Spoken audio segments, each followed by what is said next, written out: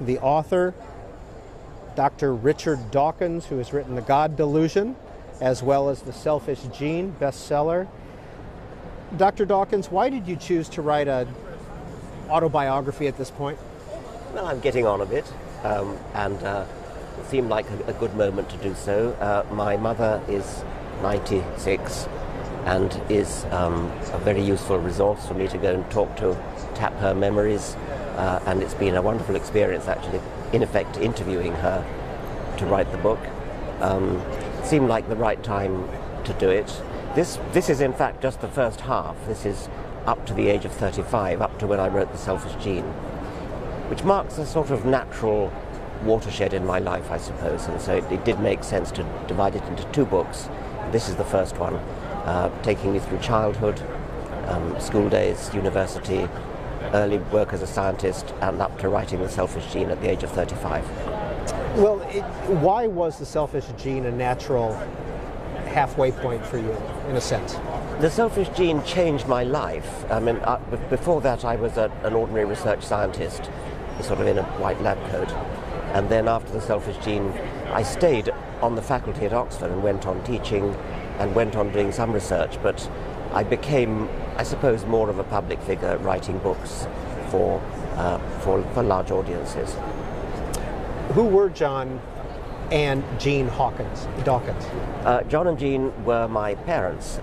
They were, well, my mother is still alive.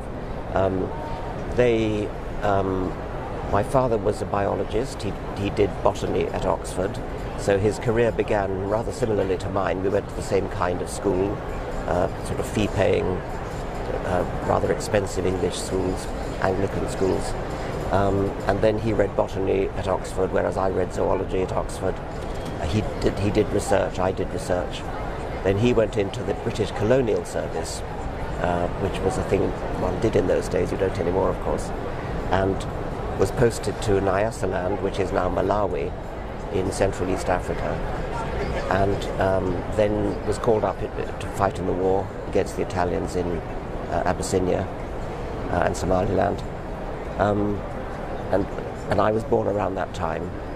My mother was an art student, came of Cornish family, and they had a shared love of wild things, wildflowers. Both of them knew all the wildflowers, and so I was brought up in an atmosphere of scientific inquiry and love of nature. Were you brought up in the Anglican Church? My parents had no interest in religion, but I was sent to Anglican schools. It was rather difficult not to. I mean, that's again a thing that normally happened. It was quite hard to find a school that wasn't in some way churchy. And when did you lose that connection? I suppose finally at the age of about 16, when I was at school. But I had my doubts from earlier. I think I first of all had my doubts around the age of about 9, when my mother pointed out to me that there were lots of different religions, and the one I was brought up in was not the only one. So when you asked your parents about religion, about God, how did they respond? I think my mother told me the standard sort of Christian stories, as though she believed them, which I think she didn't. Then when I went to school, I got it all from school. Richard Dawkins, how did The Selfish Gene come about as a book? Well, about 10 years before I wrote it, in 1966, I was asked by my boss, the Nobel Prize-winning scientist Nico Tinbergen, if I would stand in and give his lectures for him. He was on sabbatical leave. And I wrote a course of lectures in animal behavior, which pretty much foreshadowed the rhetoric of The Selfish Gene, the idea of immortal genes bounding through the generations, discarding a succession of bodies. All that rhetoric was in those lectures in 1966. And I vaguely thought at some point I might write it all down. And I finally did so in 1976, when The Selfish Gene was published. But you can find in The Selfish Gene almost the same words as the lectures that I gave in 1966. So I don't know why I delayed so long. I think I actually started to put, not pen to paper, but typewriter key to paper in about 1972 or 73 when there was a strike in Britain. So there were frequent power cuts, frequent electricity cuts, and I couldn't do my research. So I thought, well, now's the time to start writing that long promised book. Because you didn't need electricity. Didn't need electricity in those days, a manual typewriter. In An Appetite for Wonder, you talk about John Maynard Smith. Yes. Who is he? Who was he? He was a very wonderful man. He was a very distinguished biologist, a very wonderful character. Students loved him. He was funny, irreverent, constantly talking to students about real work. He didn't do any of the things that professors do, like fuss about where the next grant is coming from, anything like that. He just got on with it. And his tools of the trade were pretty much a pencil and paper, because he was a theorist. And he inspired generations of students. He inspired me, although I was never actually his student.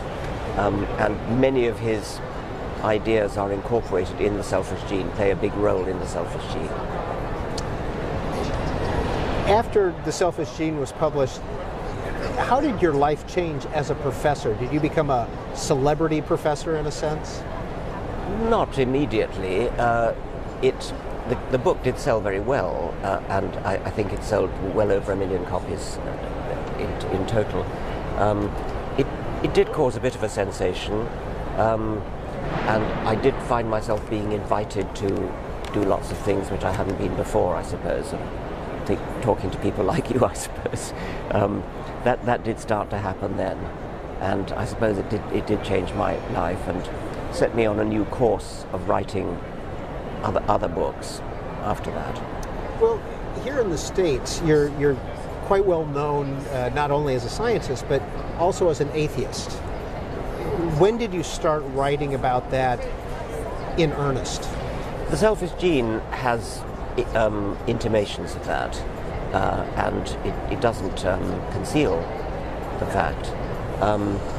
And I suppose all my books, I mean, the next book I wrote for a popular audience, which was The Blind Watchmaker, is all about the argument from design, which is still, I think, the dominant reason why most people will give for believing in a supreme being. They will say, look at the world of nature, look at the trees, look at the birds, look at the flowers. It's all too complicated to come about by chance. And of course it is too complicated to come about by chance. That's not what it's about. It came about by natural selection, which is the opposite of chance. And so The Blind Watchmaker was an attempt to explain that to people, and was taken as an atheistic book by many people. Indeed, I think the subtitle in America was something like Why the Evidence of Evolution Shows a Universe Without Design, or something of that sort. So The Blind Watchmaker was at least interpreted as an atheistic book, and all my other books since then could be interpreted in the same way.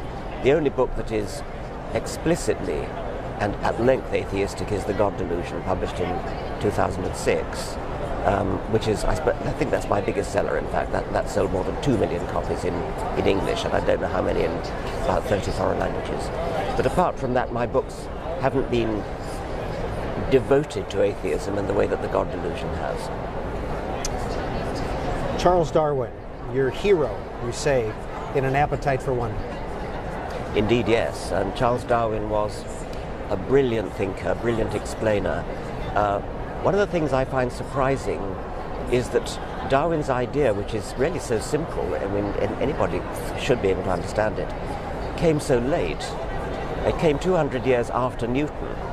And really, you might think that what Newton did was cleverer, more difficult to think of. I mean, inventing calculus, working out optics, understanding gravity, the laws of mechanics, the laws of motion.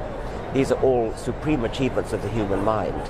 200 years before Darwin, and you can't help wondering why somebody like Newton, or indeed Aristotle, didn't think of Darwin's really simple but immensely powerful idea. Richard Dawkins is somebody who's written about science, written about ideas. What was it like to write about yourself? Quite difficult. There's a certain embarrassment factor in writing about yourself. And I was persuaded by both the British and American publishers that it was worth doing, that I should do it, and I should overcome that embarrassment factor. I hope it's a good humoured book. I like to think it's humorous. I like to think there are plenty of laughs in it. And finally, I can say I think that I enjoyed writing it. Did you end up enjoying it? Yes, I think I did. Why? Reliving memories.